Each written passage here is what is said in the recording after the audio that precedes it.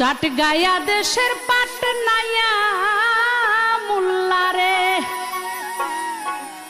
মুল্লা খাও যে বাড়ি বাড়ি।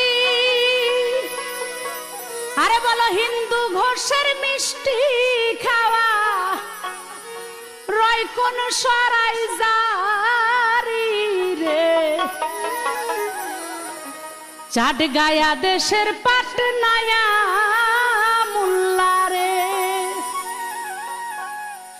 খাও যে বাড়ি বাড়ি।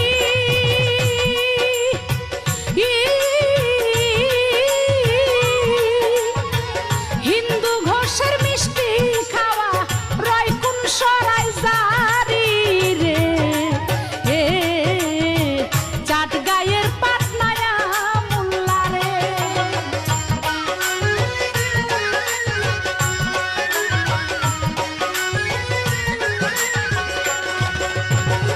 সারের হয় না মুসলমানি, গাভীর হয় না বিয়া।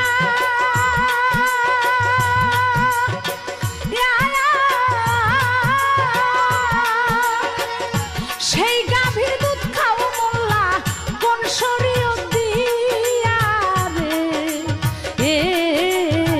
চাটগাঁয়ের পাটনায়া মুল্লা রে মুল্লা খাও যে বাড়ি বাড়ি।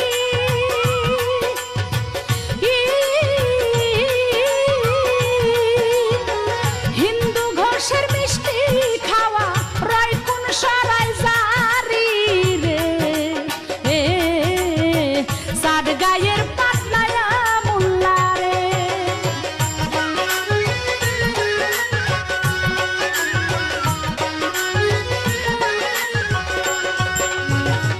মরক মুরগি ফরজ গোসল করে না জীবনে।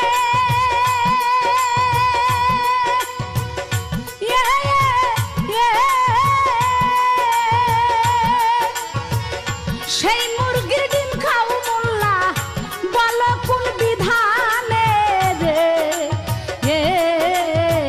চাটগাঁয়ের পাটনায়া মুল্লা রে।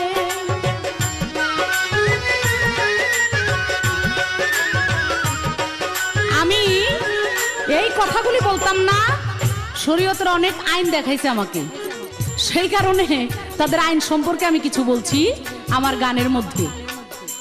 আশা করছি আপনি কষ্ট পাবেন না। আমাকে ভালো করে বুঝানোর চেষ্টা করবেন, যদি বুঝায় সুজায়া আপনার শরীয়তের দিকে আমাকে নিতে পারেন, এটাই তো আপনার গুণ। তবে আপনার কাছে একটা প্রশ্ন করব। আপনি প্রথমেই খুব নামাজ রোজা মসজিদ এগুলো নিয়ে বলা বলি করতেছেন।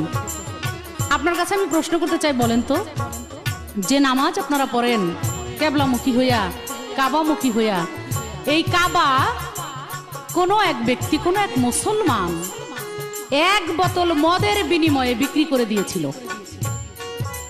শুধুমাত্র এক বোতল মদ। সে কোনো ইহুদি নাসারা বেদিন না, মুসলমান। আপনি বলেন তো, এ কোন মুসলমান, কি ধরনের মুসলমান, কোন জাতের মুসলমান যে এক বোতল মদের বিনিময়ে কাবা ঘরকে বিক্রি করে দেয়? আশা করছি আপনি এটার সুন্দর জবাব দিবেন আমাকে।